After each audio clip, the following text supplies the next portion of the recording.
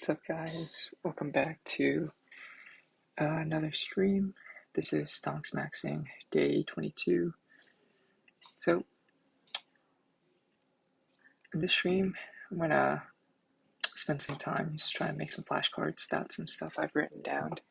And this is kind of relating to the notes in the previous lectures, or not lectures, but streams I've been kind of working on.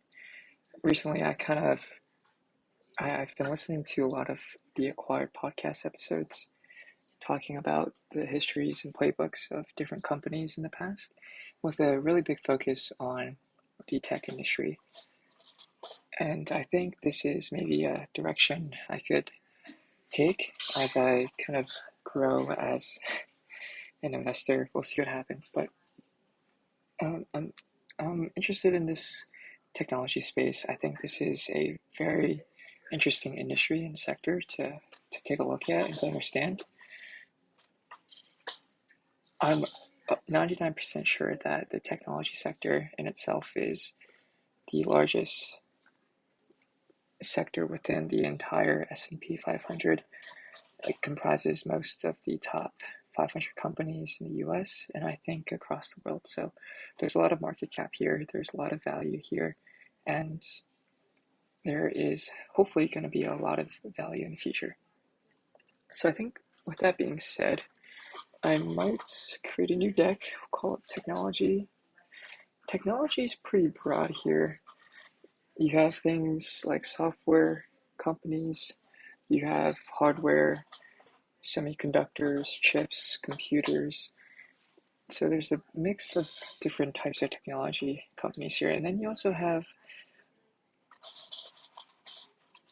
what are, I guess some people called technology enablers versus technology pioneers. Technology enablers are kind of like your traditional companies that have some type of competitive advantage that's enabled by technology, not necessarily a revolutionary technology that can kind of create its own business model or even a separate industry.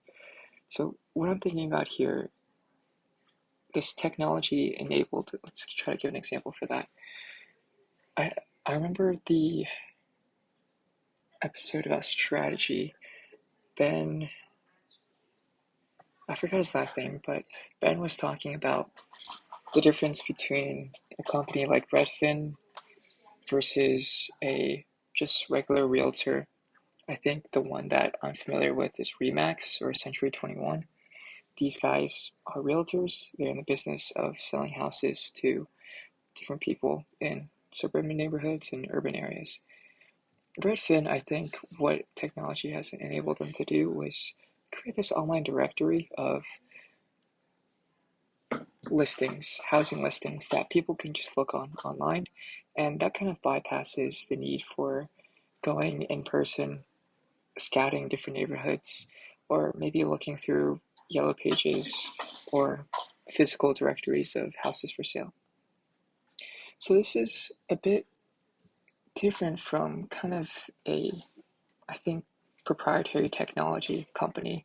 Something like Netflix. When you compare Netflix to Blockbuster, you really have a kind of big shift in the entire business model and industry of how people actually watch movies. And you make this shift from first going into Blockbuster, buying or renting out physical copies of these movies, so DVD, and then you put in your DVD player at home. Now, Netflix at first, I think what they differentiated themselves, they had the idea of mailing the CDs directly to your house instead of having to go into a actual store to go rent or buy it. So that was kind of the first difference, and there really is no kind of technology there or crazy proprietary technology to help create a new industry or vertical. Where it gets interesting is when Netflix pivots to its streaming business, where you can really watch whatever movie you want on any device at any time. And that's a big difference from the Blockbuster business model of having to actually go buy a CD, and you can only watch that movie wherever you have a CD player. Maybe you can hook your CD player to a computer or a TV, but at the end of the day, you still need that box with streaming, you just have to have a internet connection and then maybe some software on a computer, and voila, you're able to watch a movie whenever you want. So that's kind of this idea of the technology, proprietary technology company versus a technology enabler. And I think one of the biggest strengths within the seven, I guess you could say, powers that Howard Hamlin pioneered, or no, it's not Hamilton Helmler. Yeah, not Howard Hamlin. Hamilton Helmer pioneered was kind of associated with the idea of tech enabled versus technology pioneered. So I think that's an idea I want to write down, maybe with the investing nuggets part.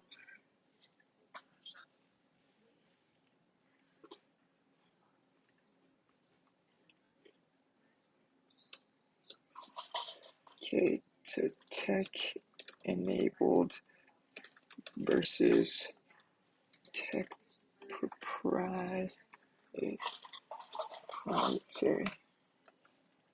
So we have the idea of Redfin versus Realtor, and then Netflix versus Blockbuster. Okay, so that's the idea. Now, another thing that's so let's think about this. The technology industry, there's a lot of different, I think the fancy finance way of saying it, there's a lot of different verticals and sub-verticals. Now, I'm not entirely sure what that means. I've heard it been used many times, so maybe I can ask ChatGPT real quick. But I think this just refers to the idea of sub-industries and different products or themes, product themes that share similar characteristics. What is a vertical and sub-vertical in business?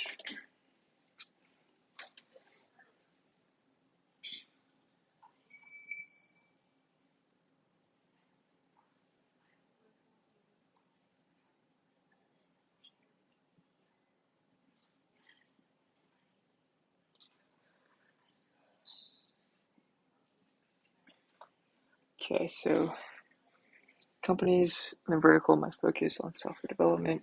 Right, so this is kind of like the idea of an industry and then breaking it down to a sub-industry and then breaking that down to a sub-sub-industry. So that serve a particular end market.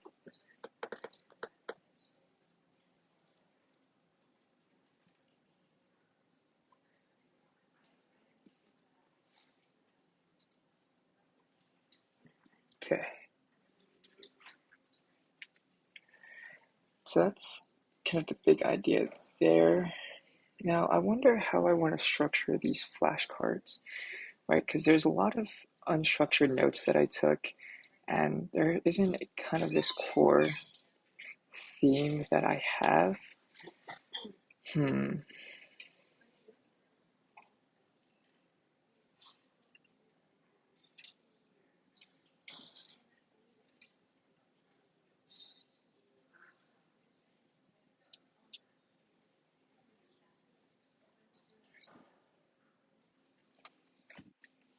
Okay, so maybe one thing I could start with is the idea of semiconductors. This is something that really pioneers the entire Silicon Valley movement, and it all comes down to the element silicon.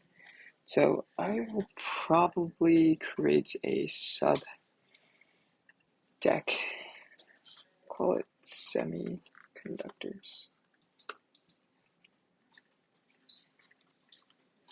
Okay, so what is a semiconductor? Topic, technology, subtopic,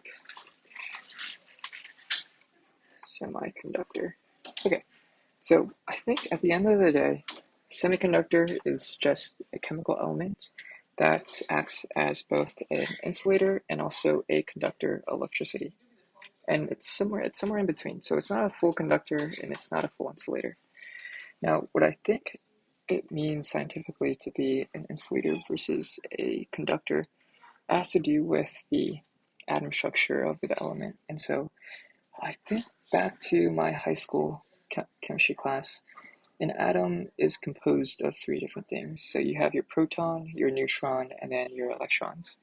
Your protons and neutrons, they kind of exist in the nucleus of an atom, and then you have your electrons that are kind of spinning around your nucleus. A semiconductor, or maybe more specifically a conductor, has a structure so that the electrons that spin outside, if you were to connect this element with other types of elements, you could kind of make the electrons flow to the other elements, and so it's kind of conducting itself and flowing to the, I think you call these valence shells, so the outermost ring of the atom. It'll flow to the other valence shells of the atoms, and that's how the term conduction, or actually no, not conduction, but conductivity, I think, comes about. An insulator is something that is an element where the electrons in the outermost shell, they don't move really, so it won't actually pass anything through. And semiconductor is somewhere that lies in between. It won't be a full conductor allowing things to pass through, but also won't stop things from passing through. Okay, so semiconductor refers to elements that act as both conductors and insulators. So chemical elements, we'll call these materials.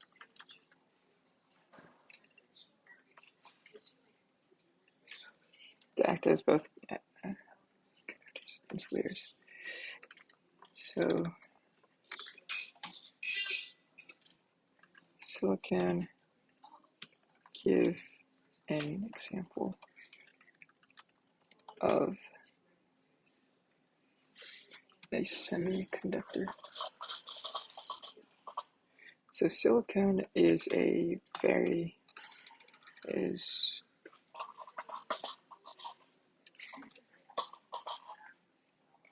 super important semiconductor that is used for most integrated circuits. I think these are called chips, computer chips today.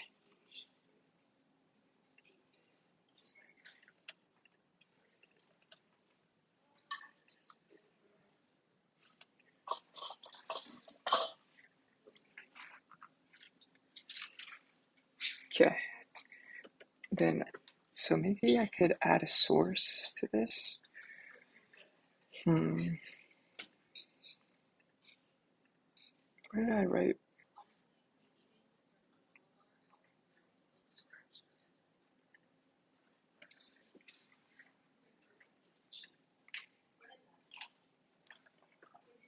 This means that electrons will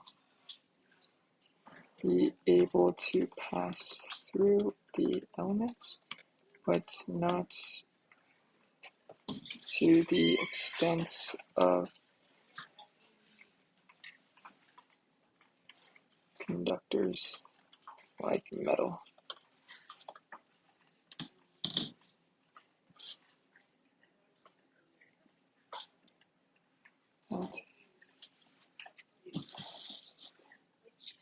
Okay, so tech industry, semiconductors, here we go. Oh shoot, okay, so there's also, yeah, this was from the Veritasium video.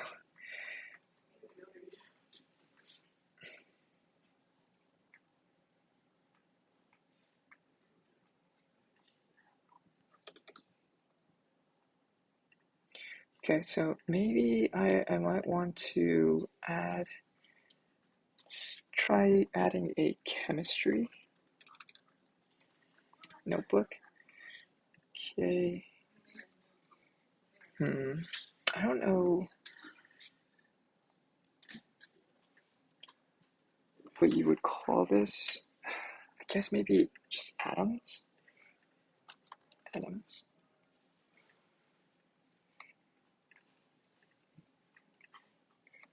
So what is an atom? Oops. Atom optimizer. Topic, chemistry, subtopic, atoms. So an atom is the smallest building block of matter.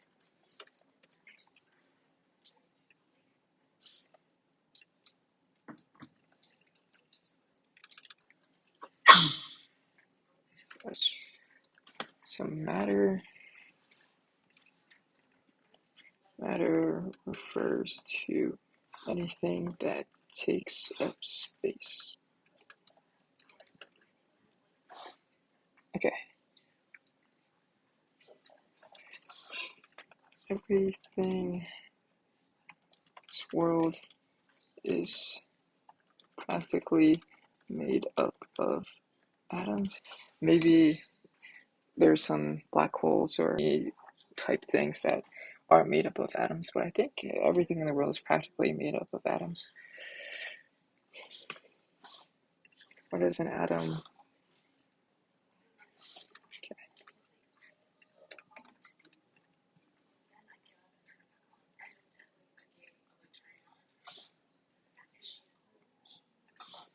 So I think source, crash course, chemistry.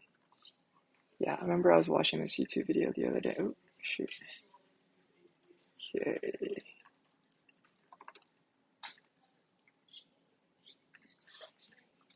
Crash course, chemistry.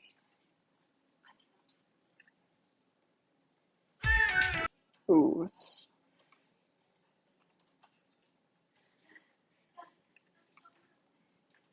Yeah, here we go, this one.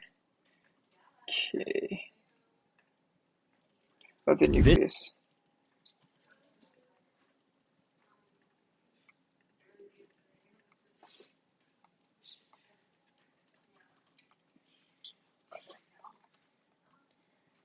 Nucleus. Crash course chemistry number 1. Okay.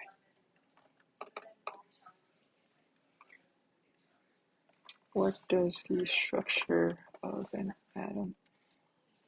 What is the structure of an atom? Topic, chemistry, subtopic, atoms. Okay, maybe source. Alright, so an atom is comprised of 3 main subatomic particles. The subatomic, I think, means even smaller than the atomic level, which is an atom. And particle, I think, just refers to a thing that just exists. So you have protons, neutrons, and electrons. So the protons and neutrons exist in the nucleus. So the nucleus is the center of the cell. I was about to say cell. Nucleus is the center of the atom.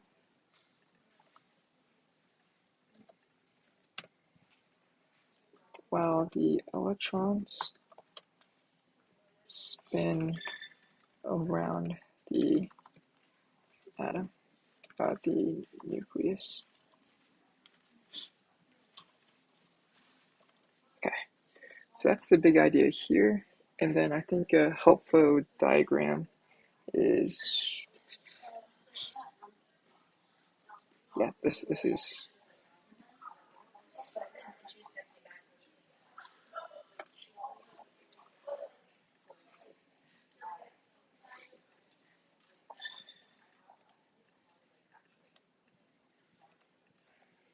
so source,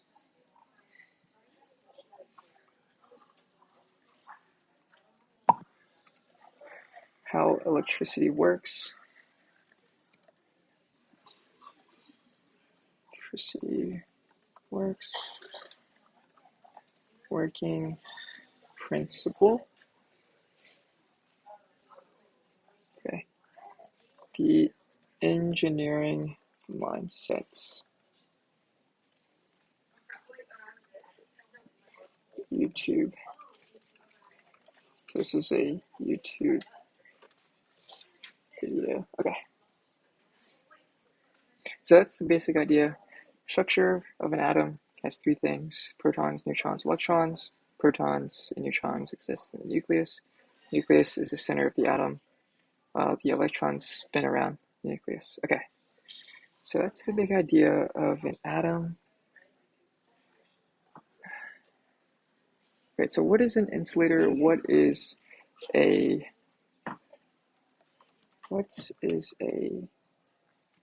conductor? Maybe I might add this to the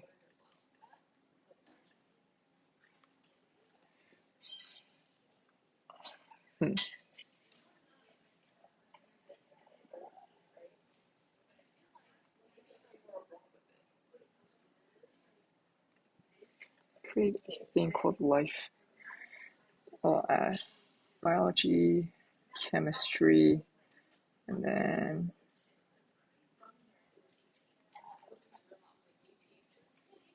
maybe investing. Add industries. Okay.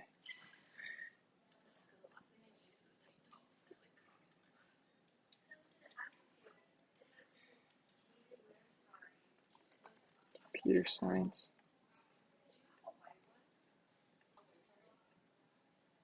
Life. Okay.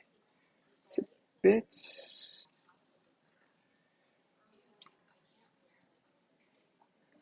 There we go.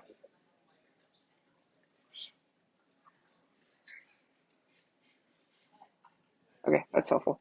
All right, so let's go back to the investing deck. Let's go to industries and then semiconductors. We'll add this. So let's go to topic,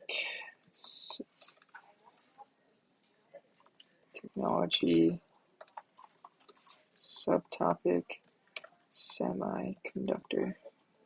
So what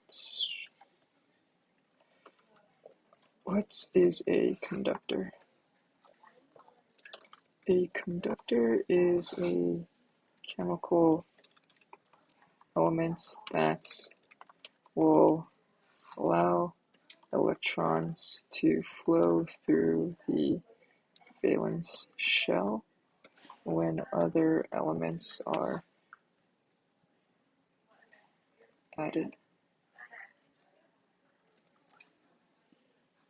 connected. So I think that's the high-level overview. There's definitely some more to this, and I think this is where I have to do some of my own research. What is a conductor?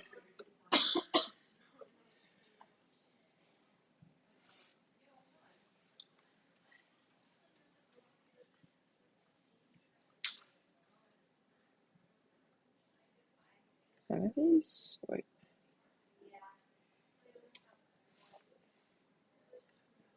Allows heat flow, okay.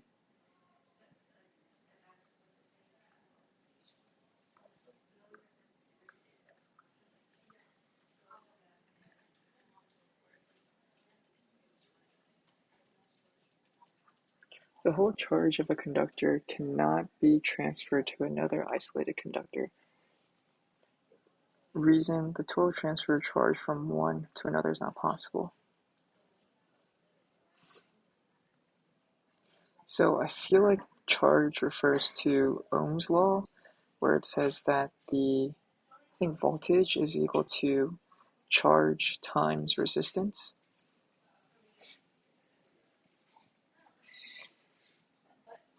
I think maybe voltage is a measure of power. I'm not entirely sure. Okay.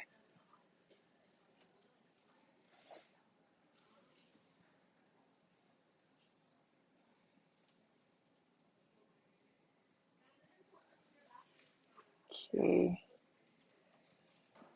I think this should. Oh my.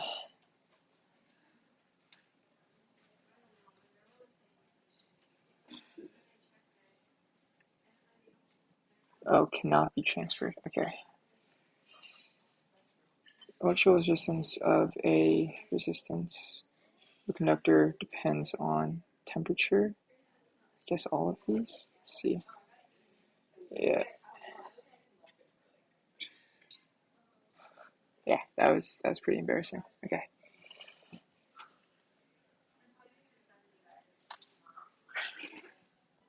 let's see how long this is. Okay, okay.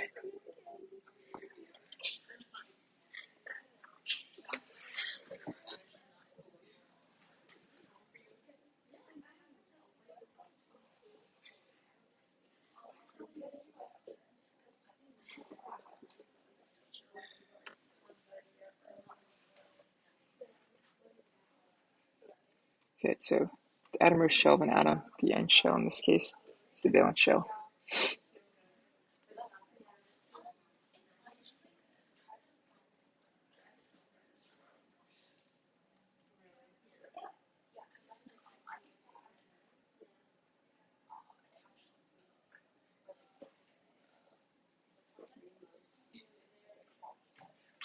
Since it is free to wander randomly through the material.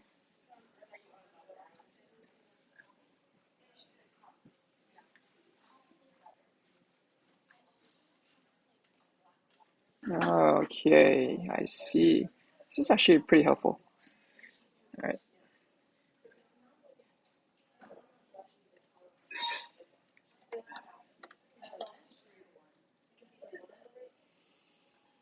So helpful intro to conductors.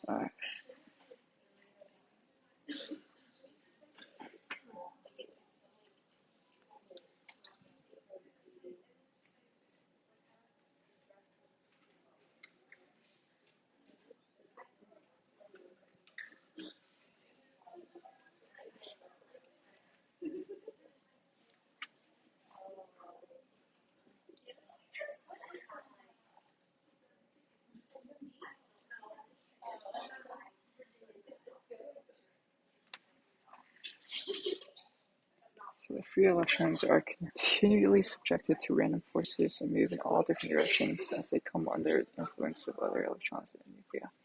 Since there are on average as many electrons moving in any one direction as in any other, there is no long-term net transfer charge from any one region of the conductor to another.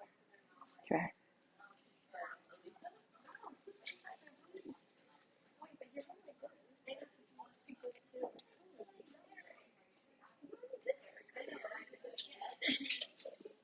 Oh, the valence electrons, I think, refer to the number of electrons that are in the valence shell. Okay.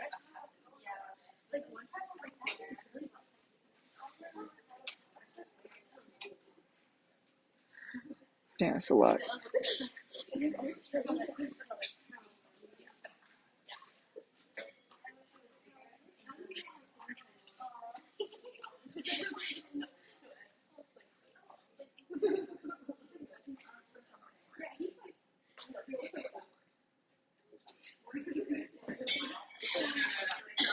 Positive ion is produced when a parent atom loses an electron. Electrical conduction is the flow of free electrical charge through a material. Okay.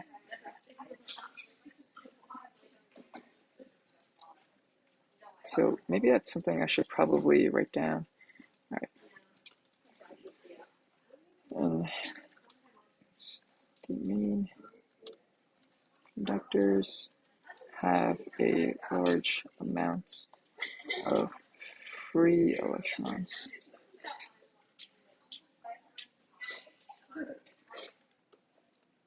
So free electrons refer to electrons that are outside the valence. Oh, so maybe that's not the right word.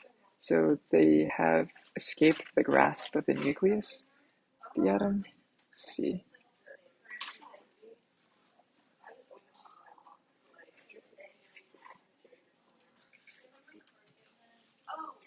See, free electron.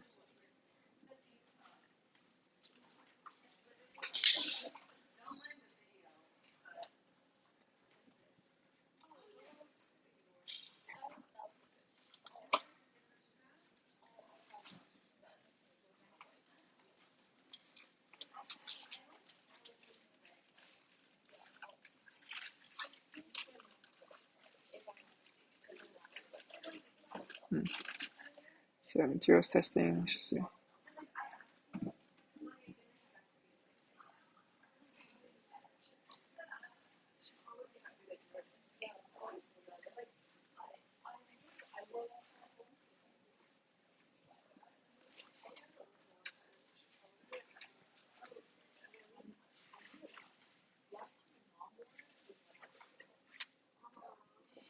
Okay, so valence shells are the most furthest removed from the R is the periodic table organized by valence electrons.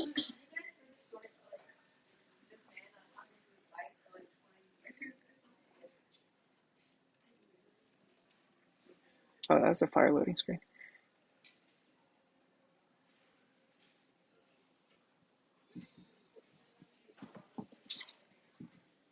Okay, so I think going down this way, we have the number of valence electrons. Maybe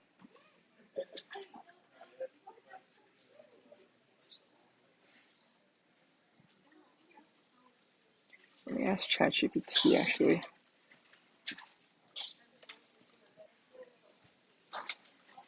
So how are valence electrons?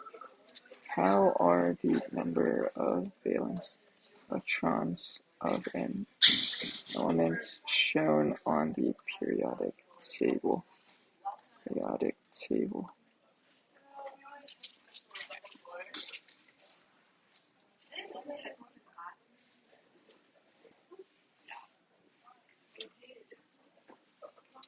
Oh, period. Okay.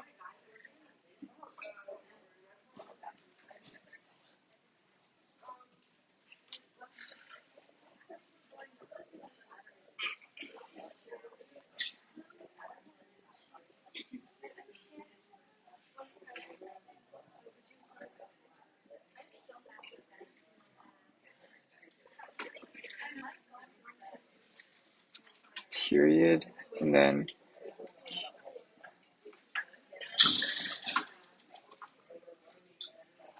so find the element of interest. Look at the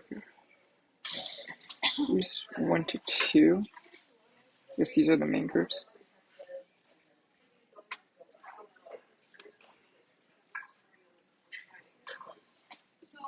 8 to 13. Alright, 13 to 18. Okay. I guess these aren't really used.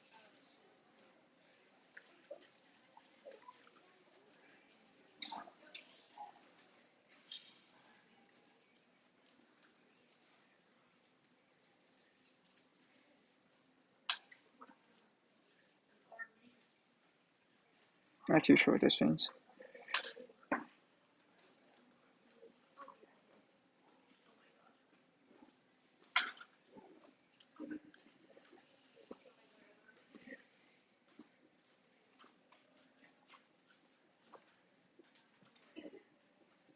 Ten from the group number. Okay.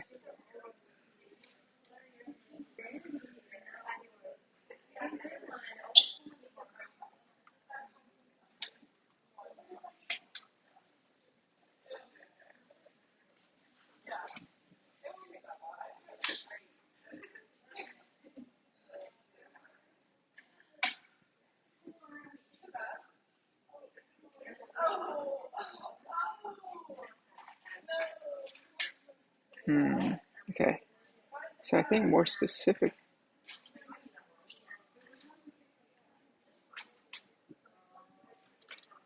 allows that has a high number of free electrons. So these are electrons that are not bound by the nucleus of the atom, the nucleus of the elements.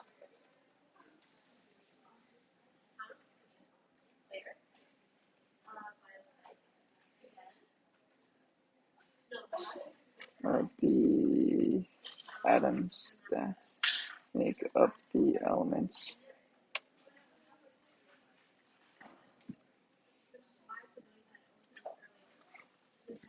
And wait, do free electrons only exist in the valence shell?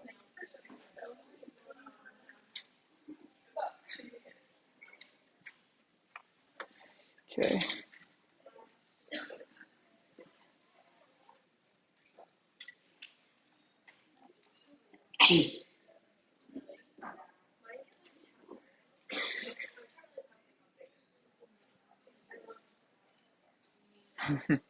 This is funny.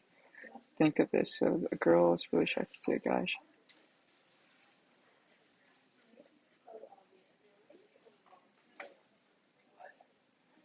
See what the comments have to say.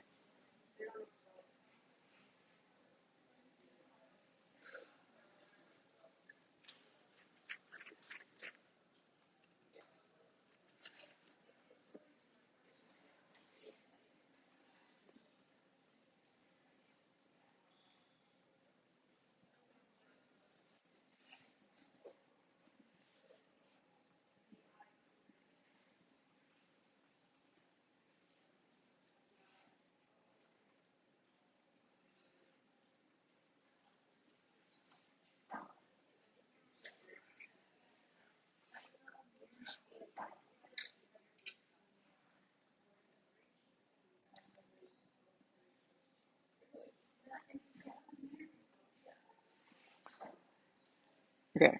Shout out Nash Shretesa for providing this explanation. I'm gonna need to write this down before I forget.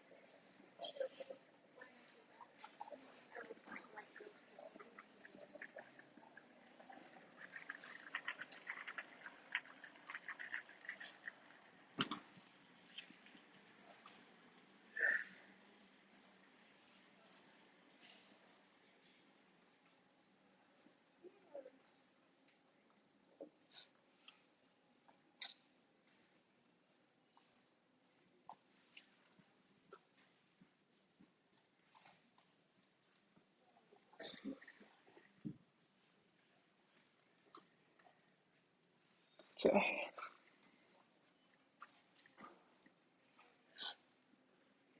think I might add this to the, let's call it life and chemistry.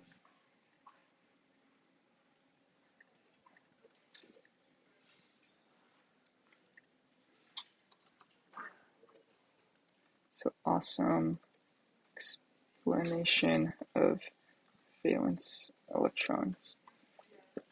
Okay, so I think I'm gonna have to actually head out right now to go to class, but I will be back hopefully within the next hour or two. If not, a little bit later.